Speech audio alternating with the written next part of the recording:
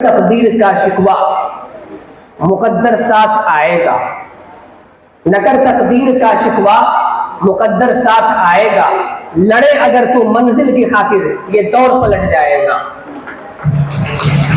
नामे खुदा से शुरू में अपना काम करता हूँ, नामे खुदा से शुरू में अपना काम करता हूँ, यहाँ मौजूद तमाम हस्तियों को मैं अदब से सलाम एवं प्रणाम करता हूँ। मंच पर उपस्थित माननीय IAS कन्नन गोपीनाथन सर, कामयानी स्वामी दीदी और यहाँ पर मौजूद अररिया के तमाम चहकते बुलबुल, मैं नाफे पठान आप सबों के सामने स्टूडेंट फ्रंट का सचिव के नाते यहाँ पर उपस्थित हुआ हूँ और कुछ देर अपनी बात आप सबों के सामने रखने की कोशिश कर रहा हूँ। अगर इस बीच कोई त्रुटि होगी तो आप माफ करेंगे। साथियों, अभी आपने पिछले कुछ दिनों में देखा होगा कि कैसे जंतर मंतर से लेकर पूरे हिंदुस्तान भर में पेपर लीक के मुद्दे को लेकर धरना प्रदर्शन हुआ, कितने स्टूडेंट्स की जाने गई। उसके बाद हमें एक छोटी सी कामयाबी मिली कि धर्मेंद्र प्रधान का इस्तीफा हुआ, लेकिन मेरी नजर में ये एक छोटी सी कामयाबी है, क्योंकि अगर इतनी ही कामयाबी में हम ज्यादा सोच लेंगे तो फिर इससे ज्यादा करने की हमारी हिम्मत अभी से टूट जाएगी, क्योंकि वो डाली टूट जाती है हवा के एक झोंके से, जिसे अपनी बुलंदी पर जरा भी नाज होता है। मिटा दे अपनी हस्ती को अगर कुछ मर्तबा चाहे, मिटा दे अपनी हस्ती को अगर कुछ मर्तबा चाहे, कि दाना खाक में मिलकर गुले गुलजार होता है। उस आंदोलन से जो धरना प्रदर्शन हुआ, उससे जो उनका इस्तीफा हुआ, कुछ हद तक जिन बच्चों ने आत्महत्याएं की, जिन बच्चों ने लाठियां खाई, उनको जो है उनके माँ बाप को थोड़ा सा इंसाफ मिला। लेकिन सर, मेरा मानना है कि ये सरकार देशवासियों को लेकर हो, छात्रों को लेकर हो या हम नौजवानों को लेकर हो, इनकी मंशा कभी कुछ पॉजिटिव नहीं रही है। ये कभी कुछ पॉजिटिव नहीं सोचते हैं। अभी आप देख लीजिए, हम बिहार के रहने वाले हैं। अभी बिहार में सर BPSC तैयारी करके एग्जाम लिया जाता है, टीचर रिक्रूटमेंट एग्जाम। BPSC इस एग्जाम को कंडक्ट करवाती है, सेम बॉडी है। ये पिछले 5 सालों में इन्होंने 3 बार भर्तियां करवाई है और इन भर्तियों में इन्होंने एलिजिबिलिटी के रूप में सिर्फ आप B.Ed DLed कीजिए, CTET क्वालिफाई कीजिए, उसके बाद आप BPSC तैयारी टीचर रिक्रूटमेंट एग्जाम दीजिए और आप टीचर बन जाइए। 3 एग्जाम इन्होंने ऐसे ही लिया। लेकिन अब देख लीजिए, तैयारी 4 की बारी है। अब ये क्या कर रहे हैं कि पिछले 3 सालों से इन्होंने लटका कर रखा हुआ है। कल इन्होंने नोटिफिकेशन दिया है जिसमें इन्होंने एक से एक चीजें अलग से जोड़ दी है कि BPSC टीचर बनने के लिए भी अब आपको प्री और मेंस देना होगा। उसके साथ साथ नेगेटिव मार्किंग भी इन्होंने लॉन्च कर दिया है। सर, मेरा कहना सिर्फ इतना है कि हम स्टूडेंट हैं, पढ़ाई करते हैं, पढ़ाई से डरते नहीं है, लेकिन सर सेम बॉडी जब सेम एग्जाम करवा रही है, इस चीज को आपको पहले एग्जाम से लागू करना था, लेकिन इन्होंने इस चीज को अभी लागू किया है। सर, इन मुद्दों को लेकर मैं आप तमाम पैनलिस्ट से चाहूंगा कि इन मुद्दों को लेकर भी आप बात आगे बढ़ाएं और जो हमारे माँ बाप इतने परेशान होते हैं, जो सरकार इतनी क्या बताएं कि मतलब कुछ से कुछ करती चली जा रही है हमारे लिए, उनके लिए बस इन चंद अशार के साथ मैं आपसे विदा लेना चाहूंगा कि लोग टूट जाते हैं एक घर बनाने में, लोग टूट जाते हैं एक घर बनाने में, तुम तरस नहीं खाते बच्चों की जिंदगियां बनाने में। और सरकार जो अपना मनमानी करती है, हर चीज में जो चाहे तानाशाही, डेमोक्रेटिक नेशन बनाने की कोशिश इनकी होती आ रही है। इसके लिए कहना चाहूंगा कि ये जो तुम्हारी मिल्कियत है कहां तक है, ये जो तुम्हारी मिल्कियत है कहां तक है, ज्यादा वक्त नहीं लगता बुरा वक्त आने में।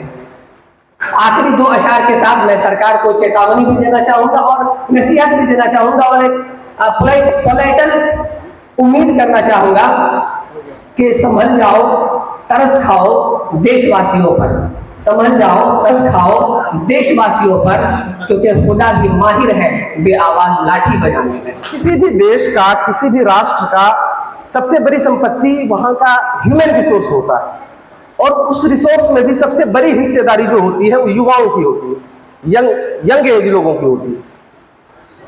लेकिन पहले जो पुराने जनरेशन है, उन लोगों से हम युवाओं को बड़ी शिकायतें थीं और जो पुराने जनरेशन है उनका ये भी मानना था कि जो जनरेशन नई जनरेशन है वो उस लेवल का कोई काम नहीं कर रहा, लेकिन हमने देखा पिछले महीने कि किस तरह से राष्ट्रव्यापी आंदोलन हुआ और उसमें जो सरकार निरंकुश है, किसी की नहीं सुनती है, उनको झुकाने का काम ये युवा शक्ति ने किया।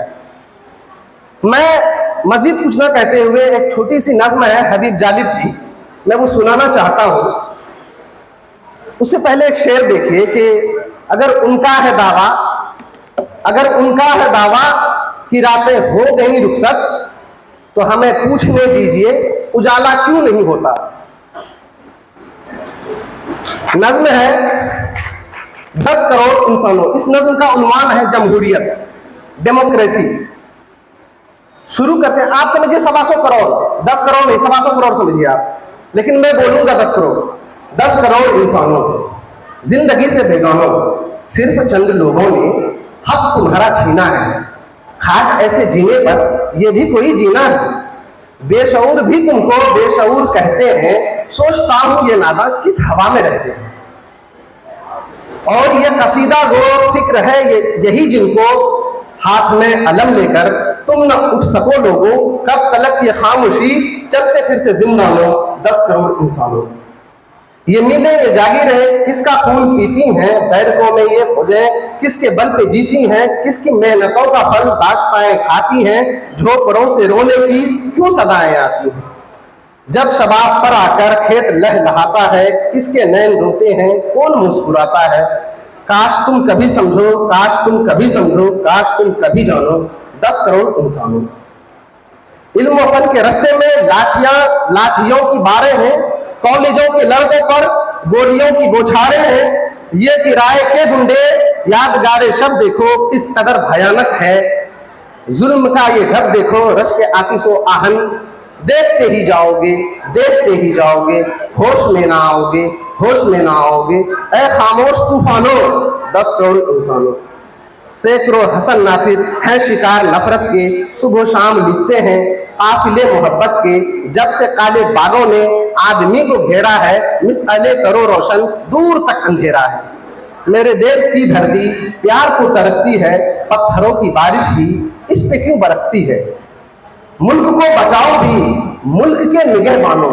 10 करोड़ इंसानों, 10 करोड़ इंसानों, बोलने पे पाबंदी सोचने पे ताजीरें, पाँव में गुलामी की आज भी है जंजीरें।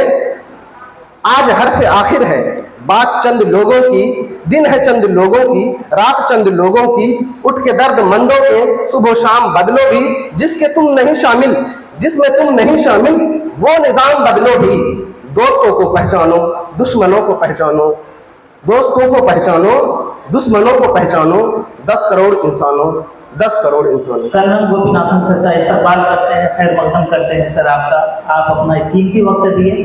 कहते हैं कि ना स्याही का हूँ दुश्मन, ना स्याही का हूँ दुश्मन, ना सफेदी का हूँ दोस्त, मेरा काम तो आईना दिखाना है, दिखा देते हैं। सरकार आवाम चुनती है और जब वो लोकतांत्रिक तरीके से कोई काम नहीं करता है तो ये हमारी जिम्मेदारी बनती है कि उनको हम आईना दिखाएं, और वो आईना दिखाने का काम करते हैं।